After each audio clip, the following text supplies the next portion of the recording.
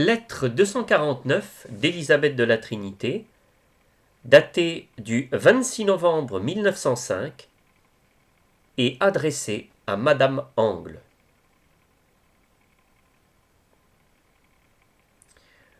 Madame et bien chère sœur,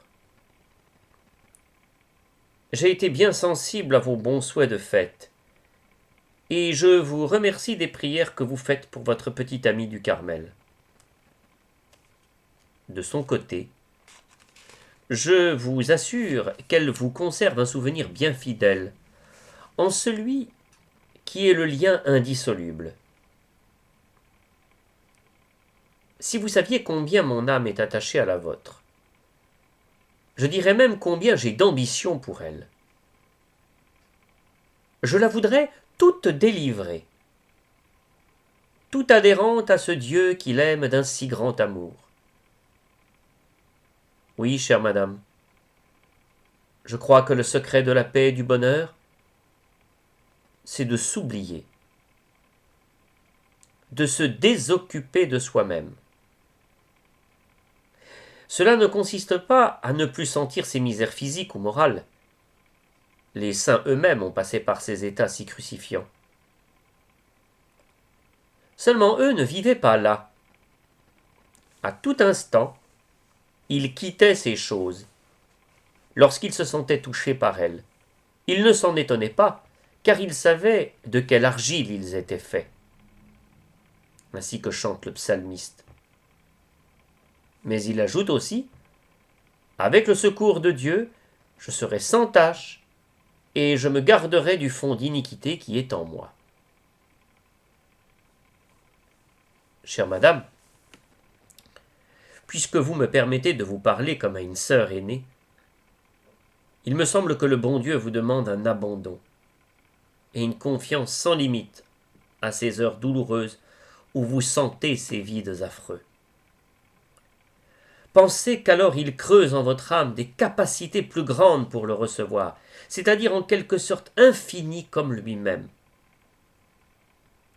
Tâchez alors d'être par la volonté toute joyeuse sous la main qui vous crucifie. Je dirais même regardez chaque souffrance, chaque épreuve comme une preuve d'amour qui vous vient directement de la part du bon Dieu pour vous unir à lui. Vous oubliez, pour ce qui regarde votre santé, cela ne veut pas dire négliger de vous soigner, car c'est votre devoir et la meilleure pénitence, mais faites-le avec un grand abandon. Disons à Dieu merci, quoi qu'il arrive.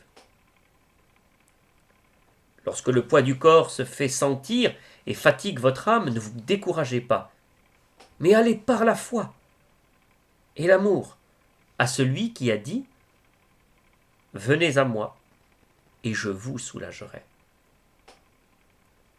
Pour ce qui regarde le moral, ne vous laissez jamais abattre par la pensée de vos misères. Le grand saint Paul dit « Où le péché abonde, la grâce surabonde ». Il me semble que l'âme la plus faible, même la plus coupable, est celle qui a le plus lieu d'espérer.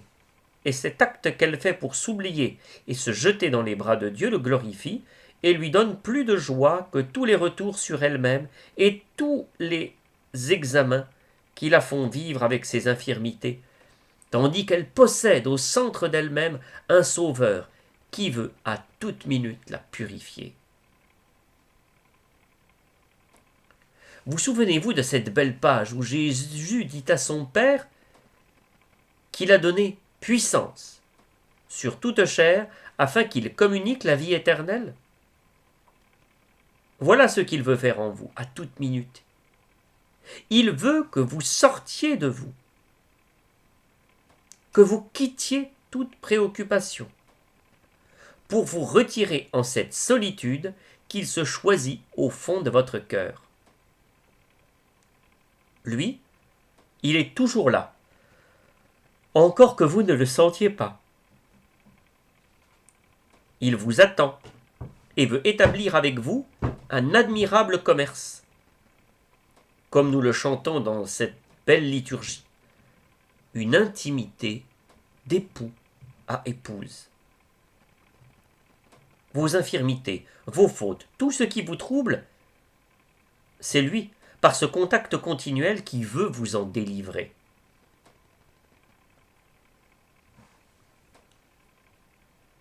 N'a-t-il pas dit ? Je ne suis pas venu pour juger, mais pour sauver. Rien ne doit vous paraître un obstacle pour aller à lui. Ne tenez pas trop compte si vous êtes enflammé ou découragé. C'est la loi de l'exil de passer ainsi d'un état à l'autre. Croyez alors que, lui, il ne change jamais. Qu'en sa bonté, il est toujours penché sur vous pour vous emporter et vous établir en lui. Si malgré tout, le vide, la tristesse vous accable, unissez cette agonie à celle du maître au jardin des Oliviers.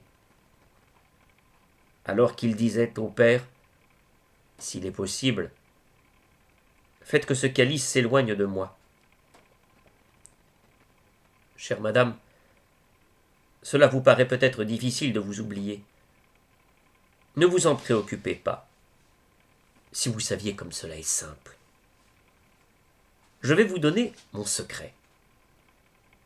Pensez à ce Dieu qui habite en vous, dont vous êtes le temple. C'est ainsi que Paul parle ainsi, et nous pouvons le croire. Petit à petit, l'âme s'habitue à vivre en sa douce compagnie. Elle comprend qu'elle porte en elle un petit ciel où le Dieu d'amour a fixé son séjour. Alors, c'est comme une atmosphère divine dans laquelle elle respire. Je dirais même qu'il n'y a plus que son corps sur la terre, mais que son âme habite au-delà des nuages et des voiles, en celui qui est l'immuable. Ne vous dites pas que cela n'est pas pour vous, que vous êtes trop misérable, car c'est au contraire une raison de plus pour aller à celui qui sauve. Ce n'est pas en regardant cette misère que nous serons purifiés, mais en regardant celui qui est toute pureté et sainteté. Saint Paul dit qu'il nous a prédestinés pour être conformes à son image. Aux heures qui sont plus douloureuses, pensez que le divin artiste, pour rendre son œuvre plus belle, se sert de ciseaux, et demeurez en paix sous la main qui vous travaille. Ce grand apôtre dont je vous parle, après avoir été ravi au 3e ciel, sentait son infirmité. Et il s'en plaignait à Dieu, qui lui répondit « Ma grâce te suffit, car la force perfectionne dans la faiblesse. » Voilà, n'est-ce pas, qui est bien consolant? Courage donc, madame et chère sœur, je vous confie tout particulièrement à une petite carmélite morte à 22 ans, en odeur de sainteté, qui se nommait Thérèse de l'Enfant Jésus. Elle disait avant de mourir qu'elle passerait son ciel à faire du bien sur la terre. Sa grâce est de dilater les âmes, de les lancer sur les flots de l'amour, de la confiance et de l'abandon. Elle disait qu'elle avait trouvé le bonheur quand elle avait commencé à s'oublier.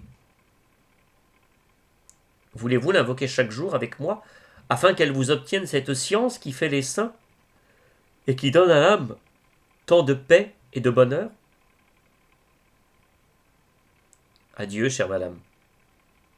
Cette semaine étant la dernière avant la solitude de l'Avent, je verrai maman, Marguerite et le petit monde. Je ne manquerai pas de leur offrir votre bon souvenir. Mes petites nièces sont bien gentilles et font le bonheur de leur chère grand-mère. Les bébés de Marie-Louise doivent être aussi une joie pour vous. Voulez-vous dire à cette bonne Marie-Louise que je prie pour elle et que je n'oublie pas la bonne réunion de la Bastide? Veuillez aussi offrir mon bon souvenir à madame Morel. Pour vous, chère madame, croyez en ma profonde affection et à mon union en celui dont saint Jean dit « Il est amour ». Votre petite sœur et amie, Élisabeth de la Trinité.